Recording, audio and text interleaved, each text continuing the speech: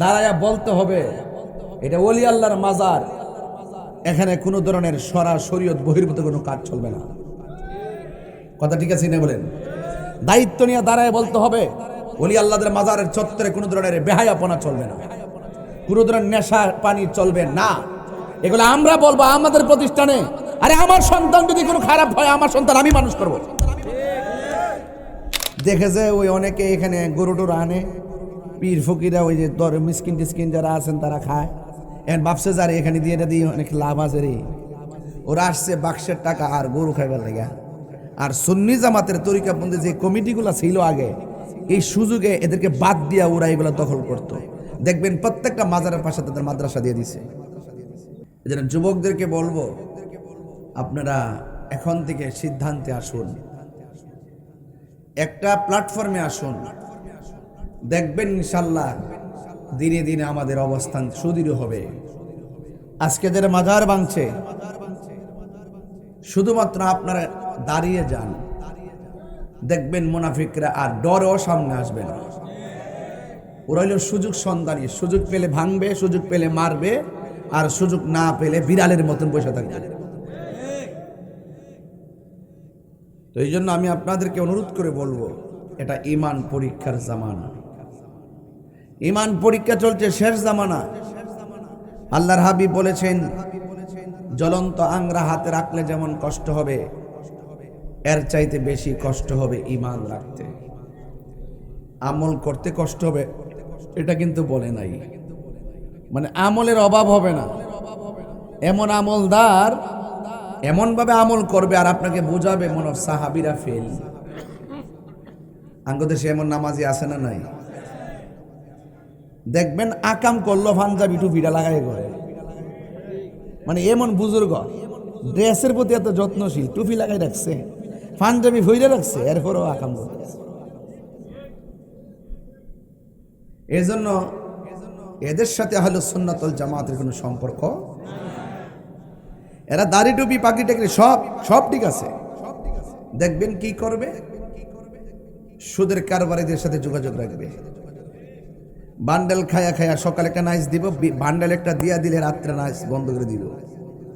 এইরকম সুযোগ সন্ধানী কিছু নামে মুসলমান আছে, এরাই কারবালা ঘটনাটা ঘটাইছে।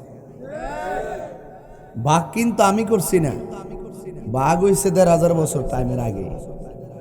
ওই সোহাদে কারবালার মাঠ থেকে দুইটা বাঘ হয়ে গেছে, একটা এজিদি একটা হুসাইনি। বুঝতে পারছেন? এজিদের রক্তের ধারা যারা পাইছে ওরা এজিদের বন্দনা গায়, আর হুসাইনি চেতনার ধারা যারা পেয়ে আসছে এরা আহলে বাইতের প্রেমের গান গায়।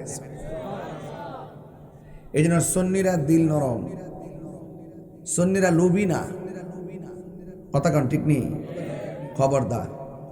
যারা লোভী হয়ে যায় তারা সুন্নি হতে পারে না। ভণ্ড সুন্নি না, সুন্নি কখনো ভণ্ড হতে পারে না। এই জন্য আপনাদেরকে অনুরোধ করব, আপনারা দেখেছেন হযরতে শাহ আলী বুগদাদি রহমতুল্লাহ আলাইহির মাজার আক্রমণ করেছে। সবাই এখন নির্দোষ হয়ে যায়, কেউ করে নাই, জিনে আইসা করছে। ৩ জনের ধরছে ফুটেজ দেখা, ১০০ জনের উপরে মামলা হয়েছে। এই মামলা করতে হবে, আমরা সুন্নিরা গিয়ে ওই মাজারগুলোকে সুরক্ষা করতে হবে, কারণ এই আল্লাহর ওলির মাজারগুলো এটি সুন্নিদের জায়গা। কথা কন ঠিক না বেটি? এগুলো আমরা আমাদের সুন্নিরা ওলি আল্লাহদের দরবারকে বুলন্দ করতে গিয়ে জানে মালে শ্রম দিয়ে জিয়ারতের পরিবেশ করে আমরা এটা তুলে ধরেছি। আর এই বাটফারগুলো মূলত আসছে কিন্তু বাক্সের টাকা খাওয়ার জন্য। কিসের টাকা খাওয়ার জন্য? বাক্সের টাকা খাওয়ার জন্য আসছে। দেখেছে ওই অনেকে এখানে গরু টরু আনে, পীর ফকিরা ওই যে মিসকিন টিসকিন যারা আছেন তারা খায়, এখন ভাবছে যারে এখানে দিয়ে দিয়ে অনেক লাভ আছে রে, ওরা আসছে বাক্সের টাকা আর গরু খাইবার লেগে। আর সুন্নি জামাতের তরিকাবন্দি যে কমিটিগুলো ছিল আগে, এই সুযোগে এদেরকে বাদ দিয়া ওরা এগুলো দখল করতো। দেখবেন প্রত্যেকটা মাজারের পাশে তাদের মাদ্রাসা দিয়ে দিছিনি?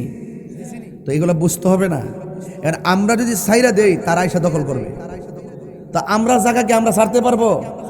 এই জন্য প্রতিরোধ কমিটি গঠন করতে হবে। কি কমিটি? প্রতিরোধ কমিটি গঠন করতে হবে। প্রতিরোধ কমিটি গঠন কইরা সেখানে আমরা দাঁড়াইতে হবে, দাঁড়াইয়া বলতে হবে এটা ওলি আল্লাহর মাজার, এখানে কোনো ধরনের শরীয়ত বহির্ভূত কোনো কাজ চলবে না। কথা ঠিক আছে না বলেন? দায়িত্ব নিয়ে দাঁড়ায় বলতে হবে ওলি আল্লাহদের মাজারের চত্বরে কোনো ধরনের বেহায়াপনা চলবে না, কোনো ধরনের নেশা পানি চলবে না। এগুলো আমরা বলবো আমাদের প্রতিষ্ঠানে। আরে আমার সন্তান যদি কোনো খারাপ হয়, আমার সন্তান আমি মানুষ করব, ওখানে আমরা দাঁড়াইতে হবে, দাঁড়ায় বলতে হবে যে এখানে তোমরা কোনো ধরনের নেশা পানীয় দ্রব্য, মাদকিয়া বা গাঞ্জা মাঞ্জা এগুলো চলবে না। এই প্রতিষ্ঠানগুলোকে সুরক্ষা করার জন্য, সৌন্দর্যভাবে ধরে রাখার জন্য আমাদেরকে দায়িত্ব নিতে হবে। আমি অতি শীঘ্রই আমার একটা পরিকল্পনা আছে। এখন আহলে সুন্নাত ওয়াল জামাতের কার্যক্রম চলতেছে, সাধারণ সভা চলতেছে, কাউন্সিলিং আহ্বায়ক কমিটি চলতেছে। চট্টগ্রাম উত্তর, চট্টগ্রাম দক্ষিণ, মহানগর, পার্বত্য চট্টগ্রাম, খাগড়াছড়ি অলরেডি সাধারণ সভা হয়ে গেছে, পাবনা সাধারণ সভা হয়ে গেছে, গতকাল সিরাজগঞ্জ সাধারণ সভা হয়ে গেছে, আর ওই দিক দিয়ে সিলেট বিভাগের কার্যক্রম চলতেছে, এবং ওই দিক দিয়ে বরিশাল চলতেছে, কুমিল্লা চলতেছে। সব জায়গায় আমরা ধীরে ধীরে সাধারণ সভাগুলো করতেছি, এবং আহ্বায়ক কমিটি করে করে আমরা কাউন্সিলিং নির্ধারিত ডেট আমরা করে কেন্দ্রের কাছ থেকে ডেট নিয়ে আমরা কাউন্সিলিং পদ্ধতিতে আগাচ্ছি। আগানোর বাহিরেও আমার আরেকটা পরিকল্পনা আছে ইনশাল্লাহ। এগুলো আমরা যখন এই কাজটা শেষ করব ইনশাল্লাহ, আমরা কি এখানে বিচ্ছিন্ন নাকি ঐক্যবদ্ধ? আরে বলেন না, আমরা কি বিচ্ছিন্ন নাকি ঐক্যবদ্ধ? আমরা সবাই ঐক্যবদ্ধ। যোগ্যতার ভিত্তিতে আমরা ইনশাল্লাহ কমিটিগুলোকে সাজাবো। আল্লাহ যেন কবুল করে, আমিন করুন। আমরা কাউকে বাদ দিতে চাই না। তবে একটা কথা মনে রাখবেন, অনেক সাধনার পরে, অনেক কষ্টের পরে আমরা আহলে সুন্নাত ওয়াল জামাতের আকাবিরিনগণ তারা ত্যাগ তিতিক্ষা স্বীকার করে উদার মনে ঐক্য হয়েছে। এই বাগান যেন কেউ বিনষ্ট করতে না পারে। কথা বলেন ঠিক না বেঠিক? সবাইকে আমার কথা রাজি আছেন? সবাইকে রাজি আছেন?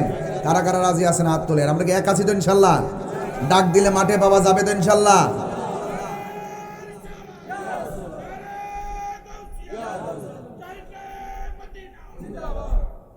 আল্লাহ কবুল করুক, আমিন কন। আমি বলছিলাম এই দুনিয়াটা পরীক্ষার জায়গা।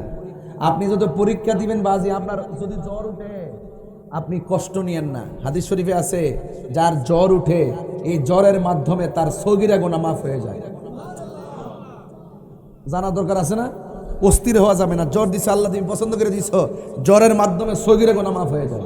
আপনার ডায়রিয়া হয়েছে, ডায়রিয়া হওয়ার পরে মারা গেছেন আপনি, হাদিস শরীফে বলতেছে যে ব্যক্তি ডায়রিয়া হয়ে মারা যায় তার আমল নামা শহীদের মর্যাদা দান করে দিয়েছে।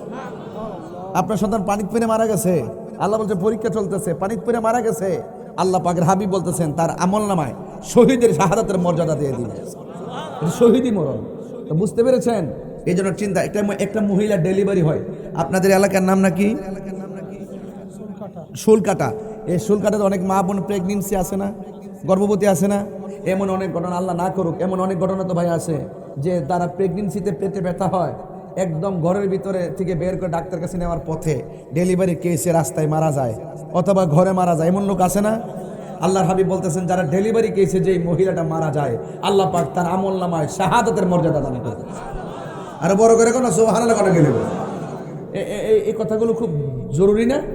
এজন্য আল্লাহ বলছেন যে লা তাকনাতু মির রাহমাতিল্লাহ, তোমরা আমার রহমত দিকে নিরাশ হয় না। আমি তোমাদেরকে যদি অসুস্থতা দেই, মনে করবে এটা রহমত। কি দিই? রহমত। শুধু ধৈর্য ধারণ করো। তোমাদের সম্পদ দিছিলাম, আমি নিয়ে গেছি, এটা পরীক্ষা, ধৈর্য ধারণ করো।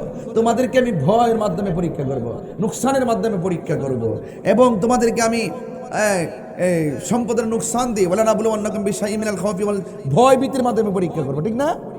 একের পর এক আমি পরীক্ষা, সব পরীক্ষা যদি তোমরা ধৈর্য ধারণ করে থাকতে পারো, তাইলে মনে করো তোমাদের কপালে জান্নাত আছে।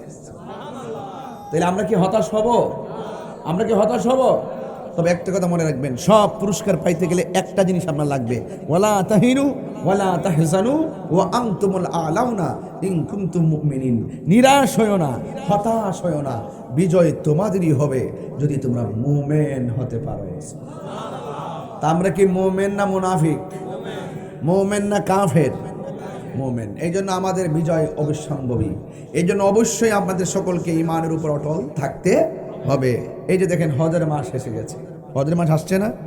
হজের মাস এসে গেছে।